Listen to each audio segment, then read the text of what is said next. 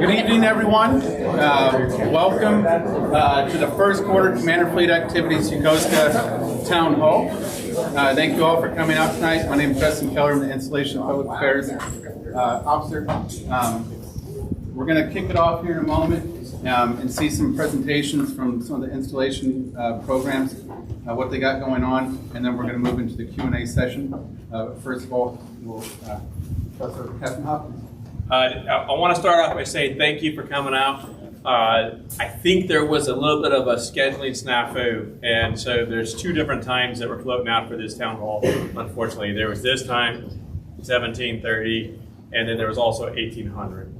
Because one of the topics that is up for discussion involves children and their safety, we want to hit that with the widest possible audience.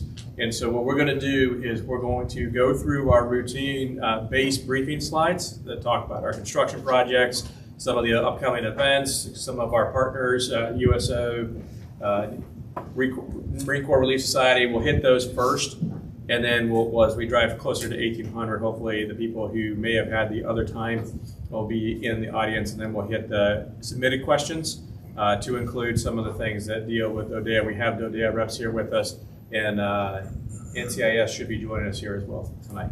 So I know that's on a lot of people's minds. We'll address it, but we're going to push that off a little bit based on the time mix-up. So thanks for your patience on that.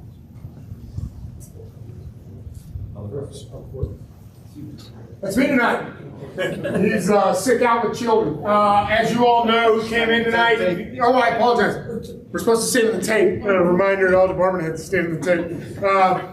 So as you all came in, this is what the new construction looks like and what we expect the construction to look like on this road for the near future and immediate.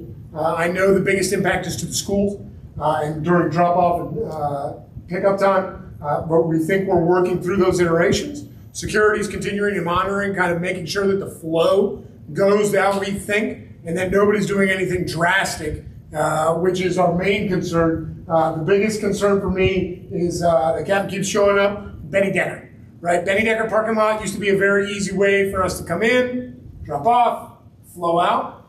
That's a trap now. If you do that, you will get stuck in there and you will have to start turning around and go through. So make a recommendation to you all to drive that. I'm assuming you've done it now a couple times. And so I think that will be avoided next week. Next slide. This is just a road closures of what's looking right outside the library and on that main street. So those yellow are still open to pedestrian, but our roads are closed for through traffic. Next slide. The only other thing I'll talk about PW, and sir, I failed to get this slide up. Command Hill, starting in April, will start cleaning out some of the sewers and some of the infrastructure underneath.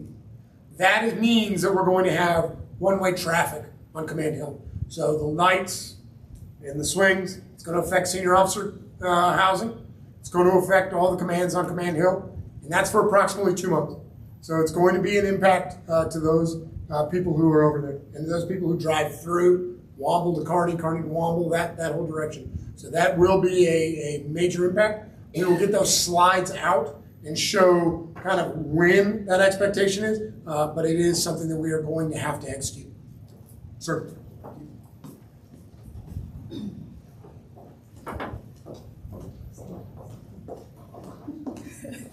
Hello, my name is Momo Harris. I am with the CFA N9, your Fleet and Family Readiness Director. I will have a lot of our programs come up to give you an update of what's coming up, some operational changes that we have coming up also, so please, happy to give you guys a lot of information. Thank you.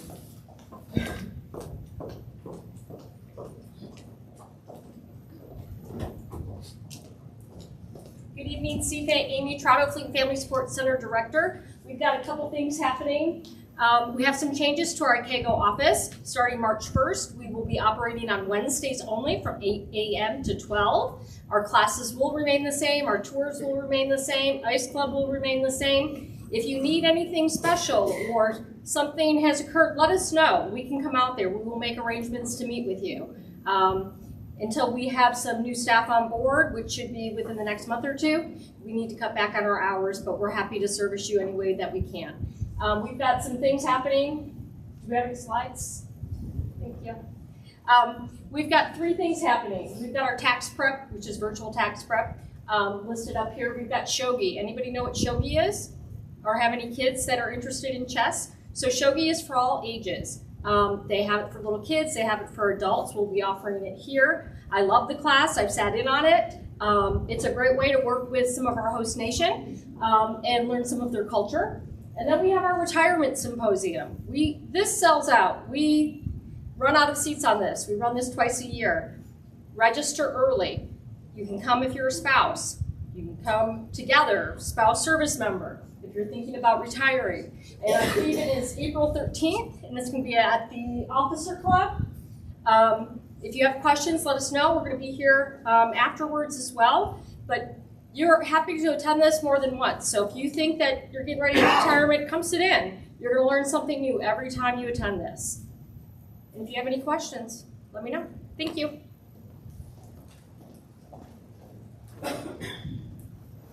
Good evening, CFA. Matthew Olzik, CFA MWR. First, I want to welcome our new teammate to the MWR team. This is Ashley Fitzgerald. She came from the USS Essex, fellow fun boss joining our ranks, so we're very excited to have her here. So she'll brief some of the slides that we have upcoming, and take it away. Hello everyone, thank you for having me. So first up we have Ikego Winter Blast. We're going to have a snow play area, food and beverage, free s'mores, soup, and then we will have crafts, face painting, a lot of interactive awesome things. And then we will have free transportation from Club T to the campgrounds and vice versa. And then we have the 1 Degree of Separation is coming to Benny Decker. This is a group that goes around to a lot of bases and shines light on tough topics like depression, suicide prevention, and all of that stuff. So that is going to be on February 25th. There's going to be 3 sessions, and they will all be at Benny Decker.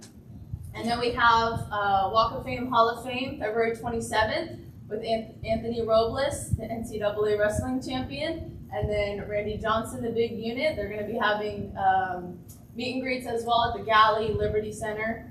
And then we have March 21st, Saturday, Spring Festival, open base from 09 to 1700. It's going to be a lot of fun. Thank you.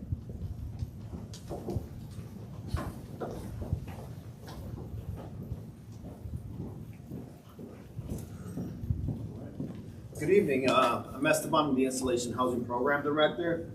Main thing we're going to be pushing out today is please, when it comes to your records, making sure you notify us if there's any changes. Either be changes to your rank, changes to your family composition, marital status, and so on. It's very important for us to have the most updated information, especially think about the fact that if we had an emergency or an EO here, right? We would have the most accurate information if you provide that data to us. That way our team can actually prepare and make sure you have what you need to move on to the next location. So please make sure you come by our office. Anytime you have any updates, either be pay grade, family changes. If you have a bigger family, let's say you got here with 3 kids, now you have a 4th child, you actually can apply for a larger unit. So that's another reason you want to update your record. So once again, most important thing, please come by. The housing office, you can actually email us at the Yokosuka_housing, and we'll go ahead and update your records for you. And then moving forward, Ikego Townhouse whole house renovations. This has been going on for a little while. Phase 1 and Phase 2 are actually up and running, and we have currently residents living in Phase 1 and Phase 2. Phase 3, actually, we received back in April 25. Phase 4, 16 June and 26, and along with Phase 5, which is going to be 11 April 27. However, when we look at these phases, one of the most important things to understand is even though we're getting all these houses back within these time frames, we're not going to be able to utilize these homes right away. Why? Because Phase 5 actually included infrastructure. Way before our time here, this was decided that Phase 5 would include infrastructure. In the normal world, we would say, we do Phase 1 and we do infrastructure. Phase 2 and we do infrastructure. Unfortunately, when I refer to infrastructure, I'm referring to the water lines and the power lines that come from outside into these homes.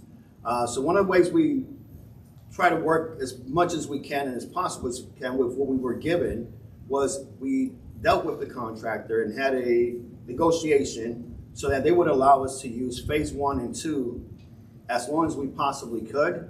And then that way they would work on phase 3. As soon as phase 5 happened, they would start working on the infrastructure in phase 3. Why? Because phase 3 gives us 70 plus homes. What that means is that 70 plus homes will allow for phase 1 and 2 to relocate from 1 and 2 to phase 3. When we get, right after that, they're gonna move on to phase 4, infrastructure, which will give us 90 homes. That's gonna bring us up to like roughly about 180 homes almost. So that would actually increase that population. So slowly but surely, we're getting to a 100% full capacity within Ikego. I'd say please work with us, be patient. We're constantly working out there with my team to make sure we're getting things up and running. And we will be putting out that information to the community way in advance so that we could go ahead and support you when it comes to relocation. The relocation will be 100% government funded. You also get a dislocation allowance just in case you have to pay for any disconnection or reinstallation of any services as well. So this is something that would be definitely benefiting everybody. Everybody will be moving into brand new homes, and we're trying to make the best out of the situation we were provided. Thank you so much for your time.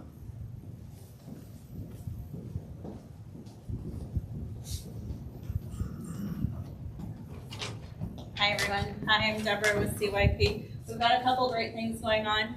We just recently had our parent involvement board and our turnout wasn't great. So I know you guys have heard me say it time and time again, but we'd really like to get families involved. Even if your child is just enrolled in youth sports or the teen centers and you aren't actively going into the programs, we'd still love to have you as part of our board. Our next one is scheduled for May 12th. We do provide a meal if it is during lunchtime, and then we also have it on Teams. So if you are in any of those programs, youth sports, teen center, please reach out, see if you can get the link for it. We try to send it out to the distro, but I know sometimes there are some mishaps. Another thing that we've got going on is our teen field trip coming up here in a couple of weeks. They are training it, they're taking the train. It's a great opportunity for our teens to get out there and kind of explore without mom and dad. Reminder, we are closed tomorrow for our training and service day. The staff are going to be working, but they are going to be doing trainings. It is much needed for us. Tween trip, this is a new one, and this is one that I'm really excited about. We're jumping off some tween field trips, and we're gonna start off going out to round 1. This is kind of gonna give us a really good idea and kind of see how the tweens are doing on these field trips without mom and dad. If you've got tweens, we will be stopping here on main base and then heading out to Ikego, and then vice versa. They just need to register just as they would online.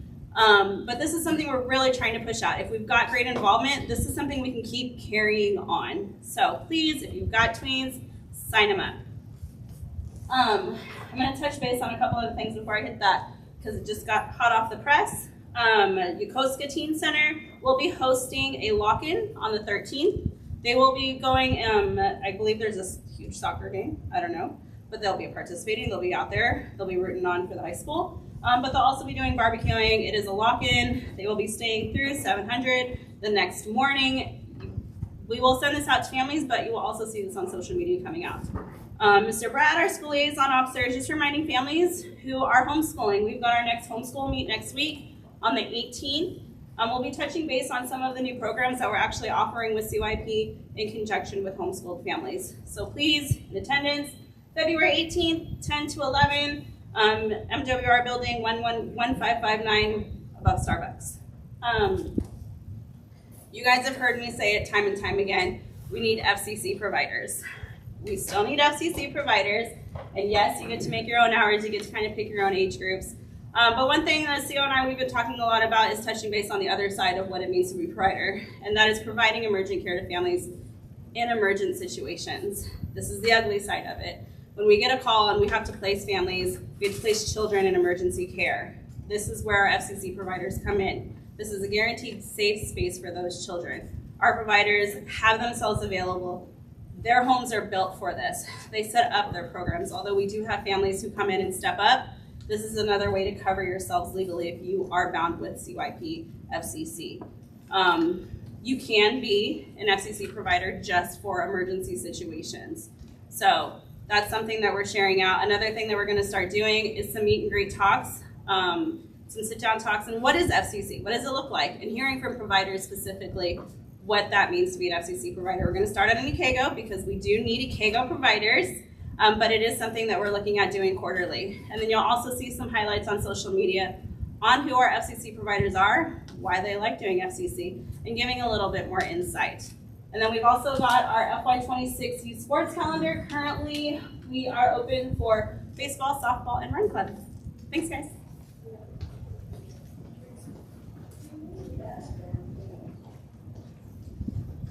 Hello, everybody. I am Chaplain Clark. Pardon my outfit here. I just came from Roots. It's our Protestant youth group program. It's still running, and they were eating dinner without me. But that's okay.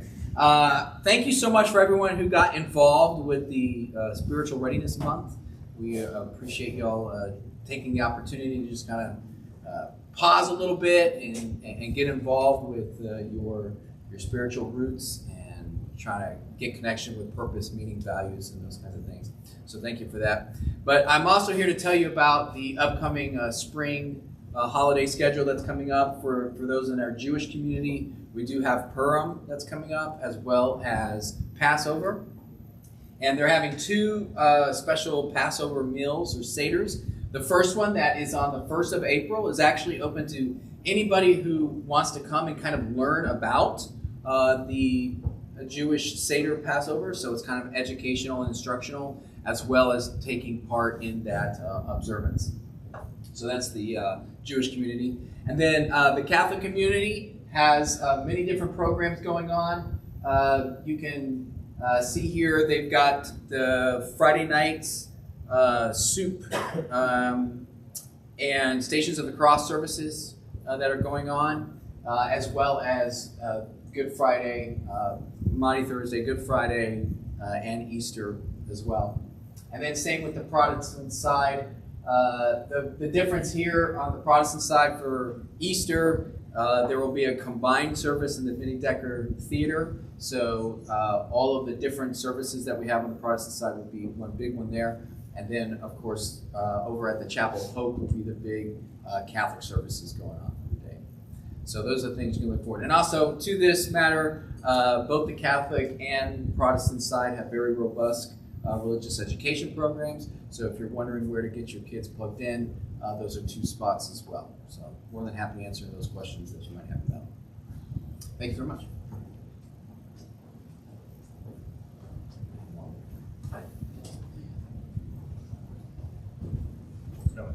All right, good evening, everybody. Senior Chief Catherine, Homeland Security. I'm just going to run through a few slides real quick. First, at the request and for transparency for everybody, these are our January crime stats, right? Looking at this, there's one glaring issue that everyone sees, right? And that tall one in a second, you can't read it, is traffic accidents, right? So welcome to Japan. There's lots of pedestrians, lots of bicyclists. We're really cracking on between us, safety, and everyone else is really cracking down on traffic safety, okay? So weather's been kind of bad. We had some snow last weekend. It rained the other day, okay? If it's adverse weather, make sure you're driving to the conditions of the weather, right? Turn on your headlights, okay? Watch for bicyclists. Watch for pedestrians, okay? Pedestrians have the right of way when crossing through a crosswalk. Now, with that being said, okay, I don't know who's gonna win between you or the 2-ton vehicle, right? So you should look both ways before stepping out in the street, okay? Next slide. All right, abandoned vehicles. Let's talk about this real quick. So we have put out this QR code. Please scan it. If you see an abandoned vehicle, okay, we know parking has been tumultuous, right, around the base. If you see a vehicle that appears to be abandoned, you can notify us through this. It's quick, easy. Just we ask where it's at, make, model of the vehicle if you can get it, right?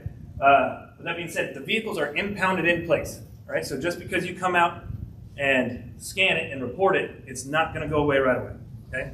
We have to give people a chance, right? It's 45 days impounded in place to come retrieve the vehicle, move the vehicle, something like that. Because a lot of you guys might have spouses deployed, or you guys might deploy. The last thing you want is to come back from deployment and your car's gone because somebody reported it as abandoned, right?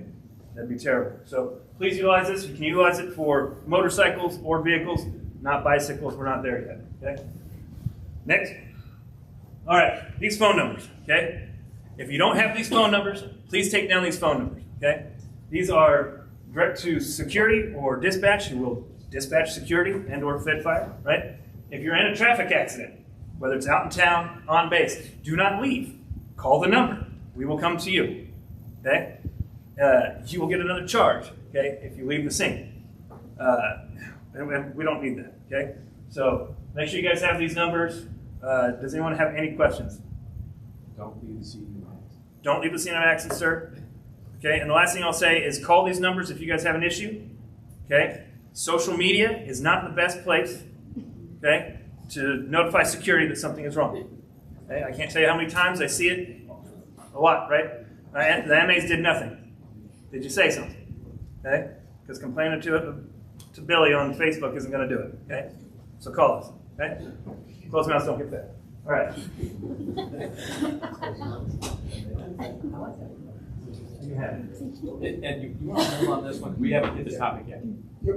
We'll come to that. Yeah, we'll come back to that. This is a plug just because we wanted to make sure that everyone who didn't get it when Headspace came in the 4th and 5th, that Headspace is available for all military members of the Yokosuka community, as well as 5 of their loved ones. Those loved ones can be anybody whom they decide their loved ones can be.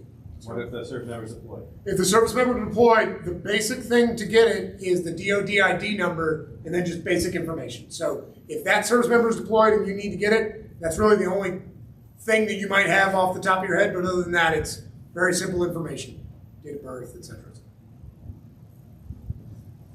I'm going to keep plugging that for the next forever. Good afternoon, everyone. Torrin Velasquez from the hospital. So a few announcements from the hospital that we'll pass on to the Yokosuka family. First one, blood drive. So I don't know if they have the individual ones. We're doing a blood drive 25th, 26th of February. If you want to donate for the community, understanding that all the blood that we donate here will be processed internal to the Armed Services Blood Program. And so it will be available to anyone in the DoD that needs it throughout the entire AOR. So if there are people in Okinawa who needs it, even CENTCOM AOR also receives blood from our AOR. So donating here, this is the first time in many years that the team has come to CFA, to come to Yokosuka to do it. We asked them to come because we've been told that there are people, we believe that the community here is willing to donate. So they came out here, they're gonna package all the blood up, bring it and process it in Okinawa, and then it'll be shipped all over the world in support of our active duty service members. Second, if you've been to the hospital, you've noticed construction in the hospital. If you have questions, the quarter deck has maps. We are doing construction to make the hospital cooler, bring new IT systems online to make things easier and better for everyone. But please pardon our dust. This is going to be an ongoing construction project. Our quarter deck has maps and we have signs all over the hospital on how to get places. Next slide. And for the last thing, active duty, mostly our PHAs that are due. In the past, we used the Viper Clinic, which was an online phone system. That has gone away, at least for the next few months. We do have a capability of doing PHAs at the hospital. They still are virtual, so you don't need to come in and do it. We don't want you to come in the hospital to do it. We want it to stay virtual. It is a capability, and so this is how you can get your PHAs done, and we'll continue to push this out through the ombudsman and to all the other assets that we can to ensure that everyone knows. The next set of slides are just recurring things. Patient Family Partnership Council, we want to hear from you.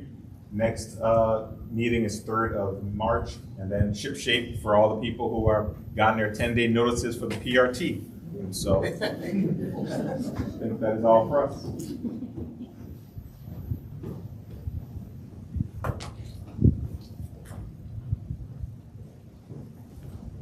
Good evening, everybody. So I just came to put out a few events that we have going on at the USO. First up, we have a murder. Yes. We have our murder mystery on February 21st. It is going to take place from 1700 to 1900. We do have limited spots. So as of this morning, we only have 18 spots left. So if you want to take your chance to crack the mystery, try to figure out who the murderer is, please come. We did hold 3 of these last year. They are a ton of fun. It is for the 18 and over though, so please don't bring any children. But we do have a lot of great events, especially for kids. Next though, we do have our coffee connection. So this actually only has 5 spots left. This Coffee Connections program is a USO national program. It is geared towards our military spouses. So if you're new here or you're a military spouse and you're looking to network a little bit, definitely come out for Coffee Connections. Like I said, there's 5 spots left right now. We're going to be making a Japanese lantern. It's going to be so much fun. They will literally cut the wood, make the whole thing. So we're getting really hands-on with this one. If you're interested in that one, it is on the 24th, and that's from 9 to 11. Then we do have our tot time back in Ikego. We will be there from 10 to 1100. We're getting ready for St. Patty's Day, so we have a great St. Patty's Day craft. Actually, we have a few crafts planned, and we'll be reading How to Catch a Leprechaun. So if you have a tot and you want to come out to Ikego, come join us for that on March 5th. March 6th, we have a paint night. This is a really, really fun event. If you're looking for a good night with friends, this is also an 18 and over event. So if you want to come out and learn how to paint, actually I instruct it, so teach you step by step how to do everything from basic techniques to doing all the fine details. We have a really great painting plan for this. We do take 40 people, so that sign up is already out and it's already half full. So if that's something you want to do on March 6th, you want to come out for that. Like I said, that one is all 18 and over. And then Midweek Madness, we will have another Midweek Madness. This one's geared towards our military service members, but anyone is welcome to come join us. We usually have some type of game, we have pizza, we have lots of prizes. So that's just something fun we like to do every single month, so let people know, let your active duty service members know. And if anyone wants a flyer, I have a lot of these with our QR code that is ready for you to sign up for all of these events and more, especially if you want to become a volunteer. We're always looking for volunteers, so if you would like to become a volunteer with the USO, you can man the center, you can be there. We're open 10 to 10 every single day. We don't even close on the holidays, so we also need help with that, just kind of keeping our doors open, making sure we have a place for our sailors to go. If you guys haven't been in the center, we did get our refresh done. So we have all new furniture, we have new paint job. Looks really, really nice in there, so if you haven't stopped by recently, come check it out and see all the great stuff we have. But you can also be a volunteer for special events. Do stuff, hang out with me, to be honest. Help me plan, prep, and get all these things ready that we do for the community here. Thank you, guys.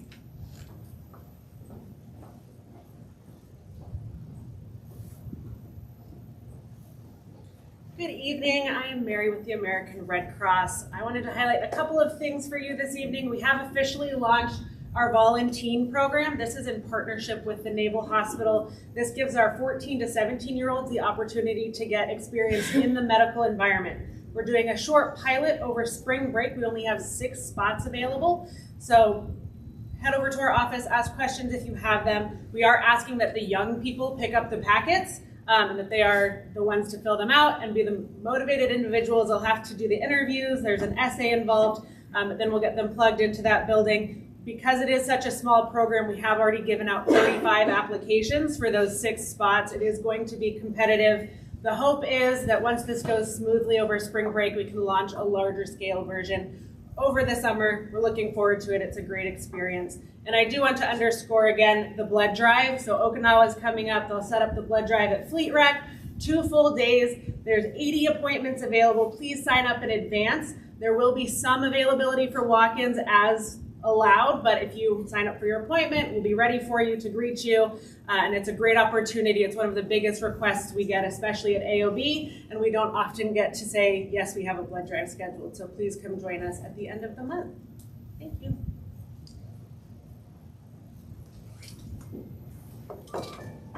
Okay, so yeah, it's 1800 now. So I didn't know if you wanted to. So yeah, I'm going to take a minute now, and I appreciate everyone's patience.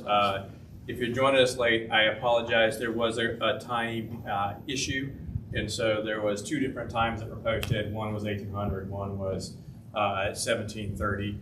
So we went through the regular slide deck to hold the questions until now, so we can actually address the most important thing. And the most important thing that's a precedent in our community right now is the safety of our kids. And there was an event recently at the middle school. I've got the principals in the back of the middle school and the high school here, and I'll let them speak to their part. But I want to just kind of set the table real quick about what happened. So we had an event that happened on a Saturday evening online in a Discord chat room that created a list, and it was an inappropriate list. And then kids took that list and pinned it onto another student. and used that student's information to make it look like that student was the perpetrator. And it took off. It took wings. It went from one social media platform to several others. People started forwarding it, pushing it out there, and people reacted to the first report. And in this case, truly, the first report was wrong. The first report was wrong. And we had adults reacting to that bad information and going out and seeking vigilante justice. And so as the base commander, I'm here to say that we can't allow that. It's unacceptable. We need to let the process run. I know there's a lot of emotion tied up in this. And I know that if you've got a kid in the school, this is very personal. I'm standing here to tell you that as soon as Principal Hahn gave a phone call saying, hey, we've got a situation at the middle school, we said, where do you want us? And we came all in. And so the base is committed to getting this right. We're committed to making sure that our students are safe. We brought our team, we called NCIS sent their team immediately to make sure that our children are safe. I can stand here in confidence and tell you that we, when I say we, the school, CFA, NCIS, does not deem that there is a credible threat to our students based on the list that was created. And just be transparent, the list had the word rape in it. Okay, and that's why this became very sensitive very quickly. So what are we doing about it now? CFA is in support of DODEA. DODEA is running this investigation. They've got the materials. We are supporting DODEA as they pursue that and as they go through it. There's an itch and a desire to get to quick justice on this. But I want to emphasize the first report was wrong. They've got a stack of papers and statements that they're sorting through right now. Once DODEA finishes, they'll send it over to CFA, and what I have at my authority is what's called a CAF, Civilian Administrative Forum. And we'll take a look at those reports, and based on what's in that report, we will take action for the safety of the base and for the safety of everyone on it. If there was an immediate threat, we would be moving faster. But we don't see that to be the case. If there was a severe threat, it would be in NCS's lane. NCS is going to come up here in a minute, and that's why I stopped Ted earlier, because he's got the list of what NCS can and cannot do, right, and where this falls in. And one of the things that I will tell you that is a little bit dissatisfying is that there is a gap in the cyberbullying legislation that's available to us here.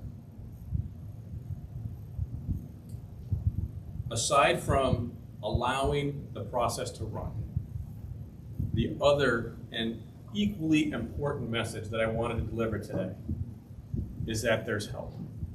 A lot of students are struggling. We have some adults and parents that are struggling right now. And I want to emphasize, we are open for business. There is no wrong door here.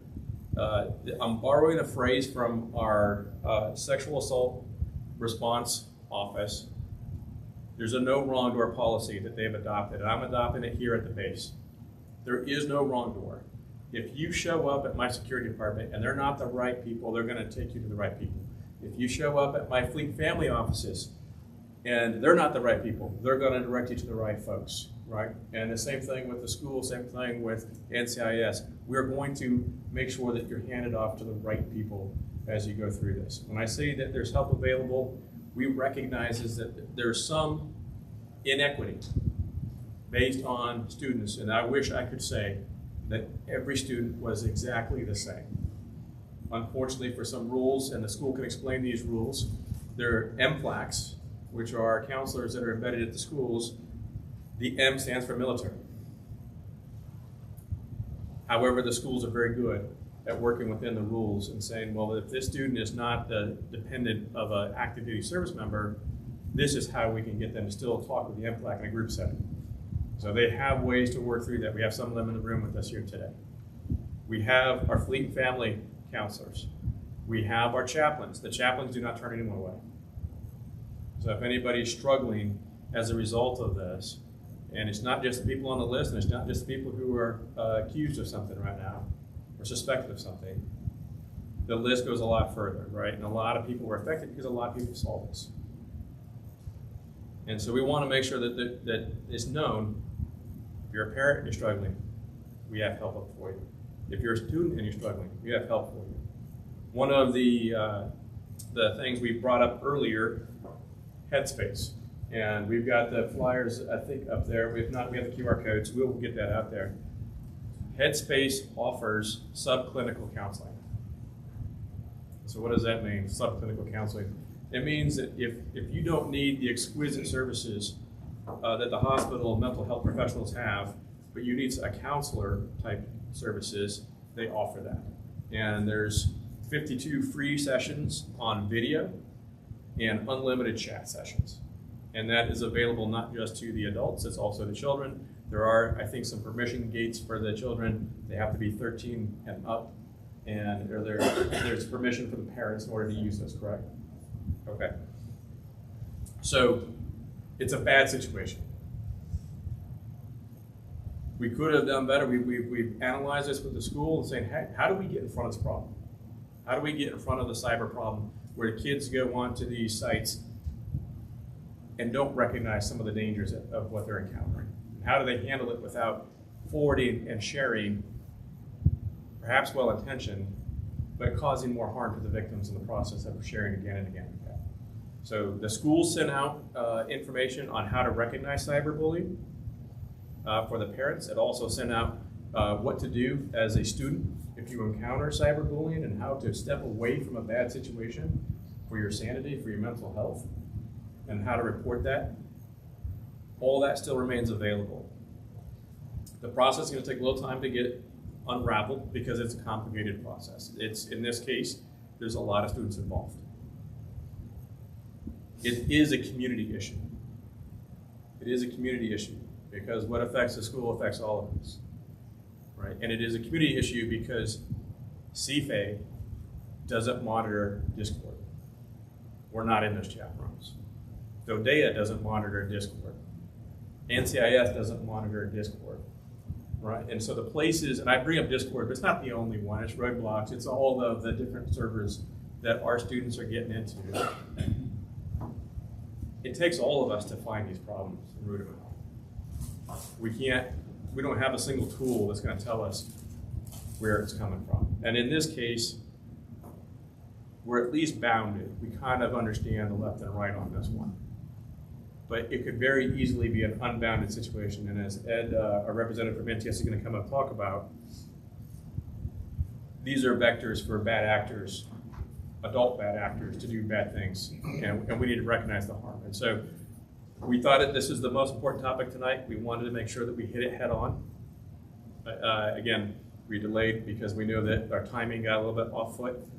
All the slides that we've already covered are going to be available online later. So if you wanted to go back and look at it, you came in late, I apologize for that. That's kind of the minutia. That's the road construction and other things. That's all available. But this discussion starts now.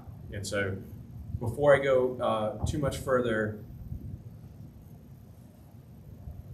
our principals, would you like to make any comments on this? Or I would just like to say thank you for the support that we received from command. It was greatly appreciated. I also want to say that while we did have a handful of students make some really bad choices, I want to commend the students that showed integrity and courage and came forward and reported what they knew and shared that information with us, because that allowed us to get to what actually happened quickly, and we were able and are dealing with the consequences of those bad choices right now. So again, we are doing everything we can under DODEA guidelines and policies when it comes to the disciplinary nature. Of course, we can't share anything related to that due to privacy reasons, but please know that the safety and security of your students are so incredibly important. to us both online and in school. Thank you. And I want to emphasize one other thing. As we were walking through this, CFA is not going to release any information either. If this does go to a civilian administrative forum, we will not release information about how that's handled. The one thing I do want to emphasize on the vigilante part, right, and I know that there's a lot of feelings on this, the worst possible outcome in this situation is that we have somebody make a permanent decision based on a temporary condition and take a life, right? And it is that serious, and it may not seem like it's that serious, but it is that serious, and we take it that seriously. All the time across our nation, cyber threats, cyber bullies lead somebody to make a permanent decision based on a temporary condition, and we can't let that happen in our community. All right, I'm going to turn it over to Ed Young, our NCIS rep over here, to talk through some of the legal pieces. So those of you who haven't had any interaction with NCIS, this is kind of our mission statement. This is what we do: investigate and defeat criminal, terrorist, and foreign intelligence threats to the United States Navy, Marine Corps, ashore, floating in cyberspace, and all of our civilian associates to dependents. We are a civilian law enforcement agency. We have a civilian director who reports directly to the Secretary of Navy. This is what gives us the authority to do what we do. Here in particular in Japan, we also have the same powers we do everywhere else due to the Status of Forces Agreement. We are one of the few federal law enforcement agencies in the United States arsenal that can operate independently in Japan. Slide. All right. What do we investigate? We investigate felonies. And this related to what we're talking about tonight. Here's a kind of list of those felonies. Conspiracy to commit a crime, soliciting someone else to commit a crime. I notice we have a little person in the room, so I'll try to temper my language and what we talk about. But at the very bottom, that's the bottom line up front, folks. There is no federal statute that gives any federal agency the ability to investigate cyberbullying. However, it's the second and third order effects, like the captain mentioned. If someone, God forbid, goes and takes matters in their own hands and causes physical injury or kills somebody else, that's the second and third order effects that NCIS then would be tasked to investigate. Discord, Facebook Messenger, WhatsApp, Kids Messenger, Instagram, all of those different social media platforms, Roblox has a chat feature too, they all give people access, unfettered, direct access to our children. So it's not only the kids doing things to each other, it is adults who are actively seeking an opportunity to take advantage of each and every one of our children. If you've watched the news recently at all, I think we're up to, someone sent me another message today, we're up to like 4 or 5 minors, children, 12 and under, who have left their homes, not forced, of their own accord. One traveled into the city in New York because he was talking to someone on Roblox. He was going to go meet this individual, and that child and several others are still missing. As we speak today, there was a news article not so long ago where a man was convicted of multiple counts of child sexual abuse, and he got access to the child again through Roblox and had the child shipped over to Discord. There are multiple chat groups in Discord covering video games and movies, and also people wanting child sexually exploited material. So I highlight a couple of those up here. How many people have kids who have a phone who have a boyfriend or a girlfriend? I don't want to see hands. Just I want you to think about that for a moment. They text each other all the time. And it only takes one time for that child A to send child B a sexually explicit image of themselves. That child now has created child pornography. He or she's distributed child pornography. The child on the other end has received child pornography. And if they decide to share it, they've now distributed child pornography. There's no carve-out in federal law for children sharing images with each other. They are still going to be investigated and suspected of creation, distribution, manufacture of child pornography. And once it's out on the Ethernet, it never goes away. The National Center for Exploited and Missing Children has an entire database where they have electronic fingerprints of images stored away so we know if it's a known image or not. And we run that database every time that we have an investigation associated with child pornography. And every time we get one that we know of who the victim is, by law, that victim has to be notified again until they say, don't tell me anymore, that their images have shown up yet again. So I would encourage you all to take an active role in your children's social media life. Look at their phones and their messages. Try to see if you can see what chat groups they're in on Discord if you're technically savvy.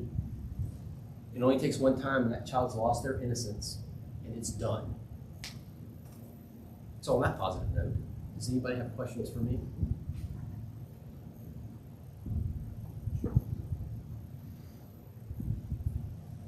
No exemption for the children sending stuff to each other. They get put in the system, subject title, just like anybody else does, and then they get to explain for the rest of their lives that all they did, I just sent a picture to my boyfriend or my girlfriend. Thank you. All right, but before we move on, I just want to just close this out real quick, because we're going to get into some gym questions and some other things that are really off topic from what we were just covering, and this is a heavy topic. So to reiterate, there is no wrong door. If you need help, come see us. We will get you connected to the right help. One of our sexual assault response coordinators is here. Limitations on where we can apply that service, but I guarantee you, she's not going to say no. If you bring a dependent in, we don't help. Unfortunately, we're handcuffed by what our statutes are. But I guarantee you, she's not going to say, I can't help you. She's going to say, let me show you who can, right? And so there is no wrong door. The school's got counselors. They've been very busy. They've been very gainfully employed, and they're doing a tremendous work. And so first, hands off to you guys. Really, you guys are doing a fantastic job.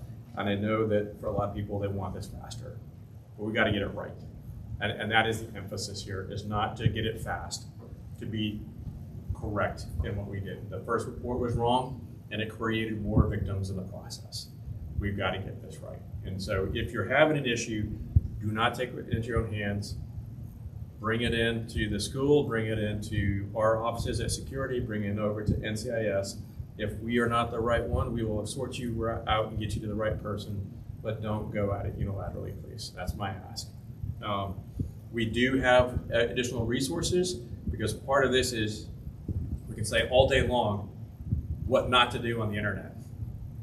But some of the products that the school has generated are affirmative. They're positive steps of what you can do as a parent or a concerned individual to help monitor. What signs to look out for?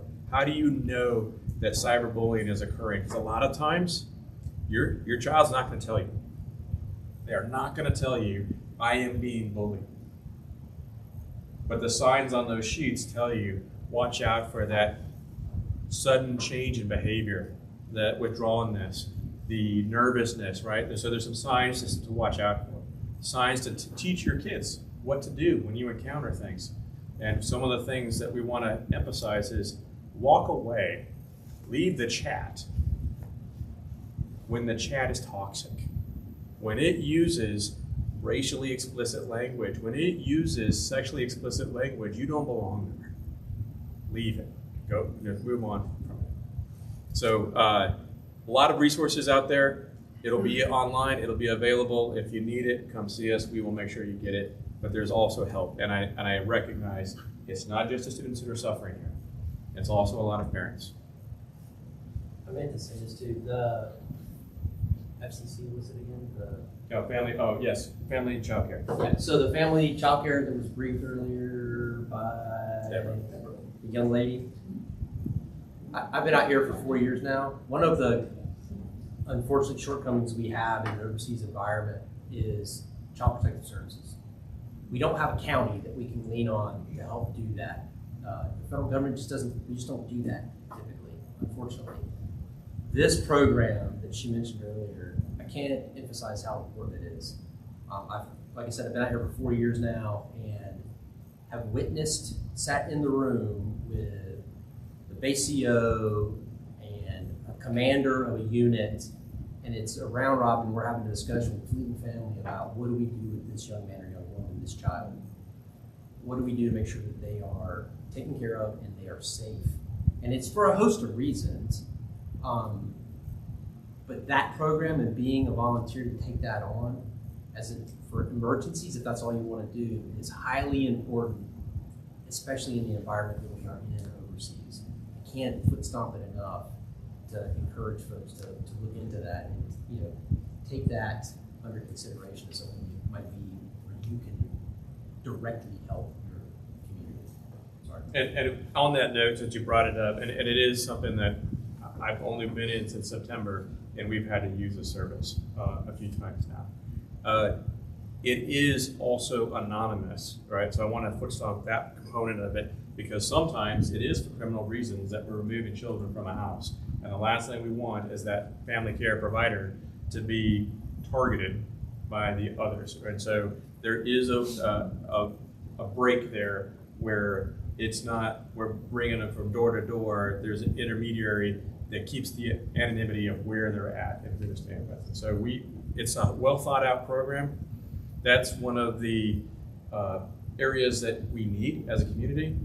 It's also one of the areas it's a hard ask for a lot of people, but we know that we have people in the community that do step up and do those big asks when needed. Okay, I'm going to open up for questions here on this. Yes. I have a question. For NCIS, I know that NCIS kind of spoke to the 8th graders. Was that slide shared about, jail times and about sending? Not with the kids, no ma'am. That was something, so that particular slide that you saw, that's for the adults in the room. Right. Well, I'm just saying, that's pretty, I don't know, I think it would hit home with some of the kids knowing that what can happen, how it would affect the rest of their life. Yes, ma'am. And we have some scheduled dates in February and March, and I forget when high school is. March. That information is shared. We have NCIS come in almost every year. Yeah. And that information is shared at the high school level, and especially the seniors, that junior and senior band, because they're a little bit older. But with the kind of the short fuse meeting with the 8th grader, Special Agent Randolph did not necessarily provide that information. In the forthgoing ones, I'll defer to the principals, and if they say, yeah, go for it, I don't mind being a little bit more forceful in that delivery. That's what it takes to kind of hammer that point home. So we're refining this. I'll just say this as a base, as we're working with we're refining, how do we message this? Because one of the things, talking with NCIS, the age groups that I would love to say that this is only a middle school, high school problem, but it's not. It's going younger and younger to the 4th and 5th grade level. And so do we say the same things in those classrooms? Probably not. But we're tailoring this, and this is one of the areas where it's not a one and done conversation. I think that we're recognizing that this is, and as I'm saying all this, we're talking about middle schoolers. I've got adults who are doing just as bad, if not worse, on this base in terms of what they do on social media. I was specifically thinking about the 8th graders just because they are going to high school. Obviously, not the same grade for the 5th graders, right? You have to tailor it, but I don't know. That just kind of. I'm going to talk to my 7th and 8th grader about that. We can't. It's not to say we can't sit down in front of 8th graders again and have a much more forceful conversation. I'll defer to the principal.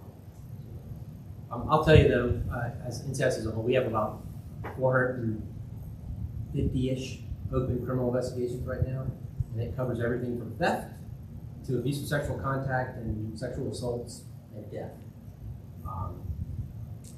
Unfortunately, about 2/3 of those are sexual crimes. Some of them involving child victims and distribution of child pornography, which is involved with that slide to see that we are a microcosm for the rest of the United States. But thank you for what you said is exactly what we're aiming for. Starting a conversation, right? And at this point, we'll leave it to the school to figure out what level is appropriate for the school, but for parents, you also have a say in that, what level is appropriate for you. Any other questions on this topic at all before we move off of it? All right, thank you for your patience as we work through this.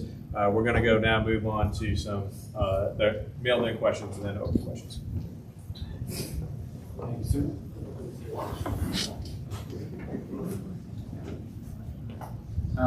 So thank you for that very important discussion, sir. Open up. First question from the community that we received was for housing.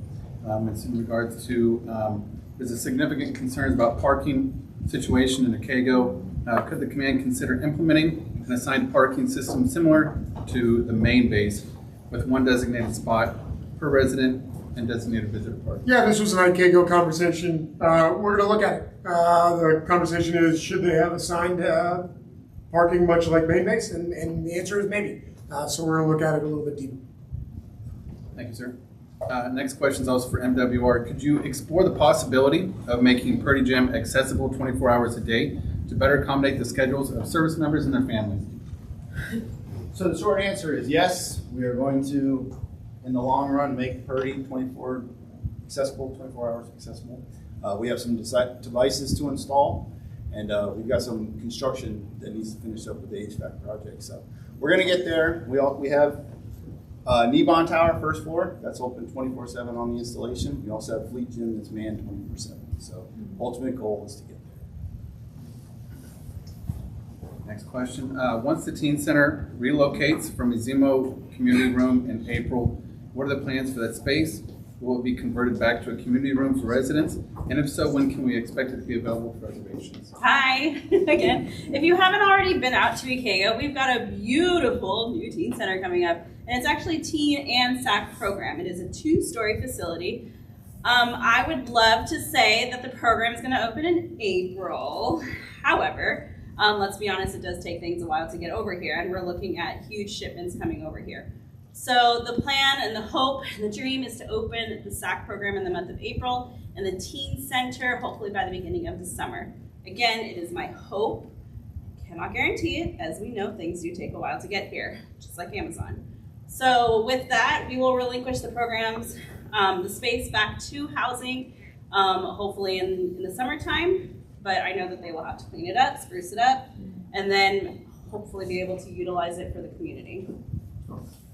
Yeah, when it comes to any space we actually provide to any other entity within either be MWR or let's say a hospital or the fire department, we have units out there that we designate for different uses. The way the agreement works is that when we get the unit back, they have to return it back to its original condition. So meaning any units we get back, especially within Akego, there's a lot of our high-rises where they're either a teen center, a youth center. PWO has a NAFAC space in there where the shop is located. When they start moving out to all their new buildings that are being built, all those spaces will be given back to housing, and they'll go back to being community rooms as well for the community to be able to utilize. That's correct. Thank you. Next question is also from WR. Has there been any consideration of bringing in new dining options to base, such as Cordova, similar to other installations like Cadena have done?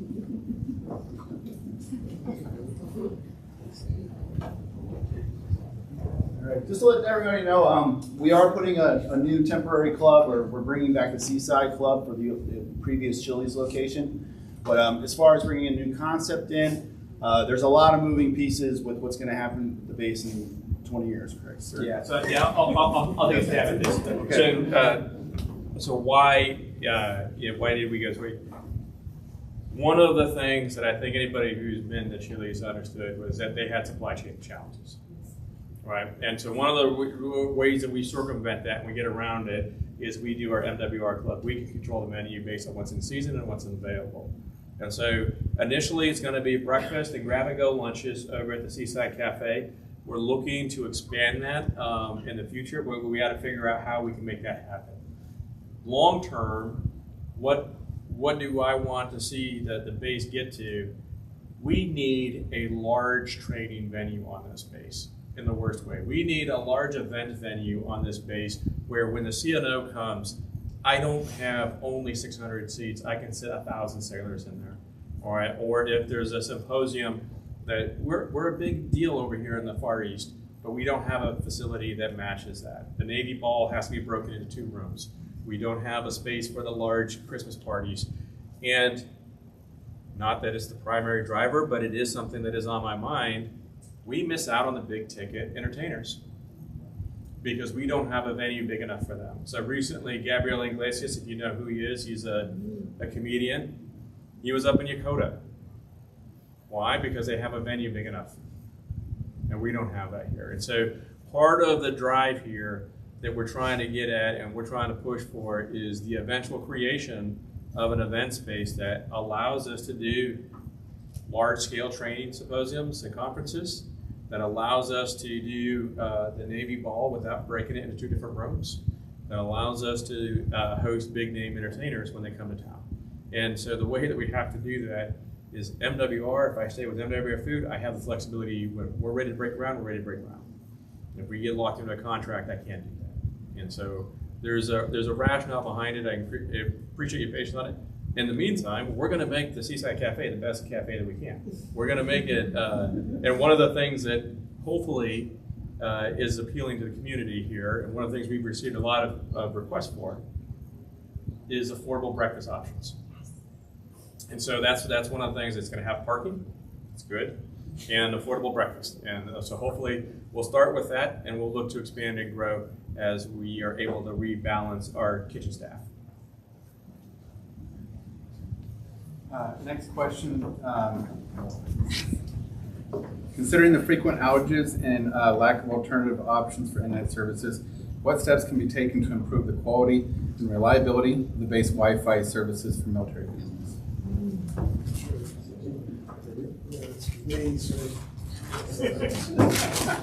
Naval Exchange gave us AmeriCable wants to talk about household devices. So one of the things that you can do inside your household is the microwaves, Bluetooth devices, cordless phones, baby monitors, and security cameras are all things that interfere with your Wi-Fi, as well as the neighboring networks, extender placements, USB cables, and hubs. So AmeriCable is aware if you feel like your service is not living up to the standards that they have advertised to you, call them. They will come by and they will help you make sure that your setup is appropriate. And that's what they can offer you. Sir. Last question is in regards to the marquees. So we've recently installed 3 marquees on the main base. There's a 4th one that's going to be going into Ikago out by the main base, or out by the main gate. There is some host nation work that's going on out there that's interfering with the location that we're going to be emplacing it. So we're pushing that the emplacement of that out to approximately June. So more to follow on that. We'll put out the information as it's ready to go. So with that, so we can go ahead and open that to questions if anyone has them.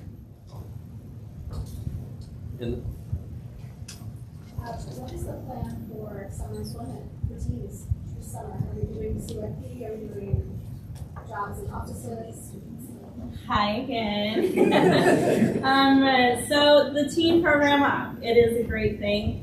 Last year it got put to a halt with everything going on. I've inquired about it again, but CMIC as a whole has not released whether or not CYP will be able to host the teen program. In the past, we've worked with other departments to see if we can get them in, but we just kind of post it and we manage it. But right now I don't have any information. I know that we're kind of at that deadline, so if we were to get any approval, we'll push it out as quickly as we can. But I will think on the realistic side right now, since we haven't heard anything, we haven't received any insights, I'm not 100% hopeful, but I know it is something that we've inquired a lot about this year. No, it's not great news. We have more news. Well, and who did the jobs 2 summers ago? Where like people were working in shipyard facility and the post office, and there were jobs. Do we know who?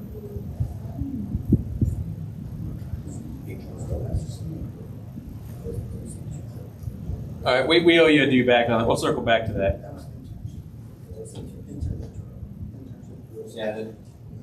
Full look into it. we'll look back. Any more questions? Again, thank you for coming out tonight. Do appreciate the community support. And I recognize that I'm talking to the people in the room here, but I'm also talking to people out that are going to view this online later. We appreciate your support. We appreciate your patience. I really do appreciate everyone at the Dodea schools for jumping in right away and taking care of this. Our NCS partners for getting after it. If there are any other things, please reach out. We're here to help. Thanks.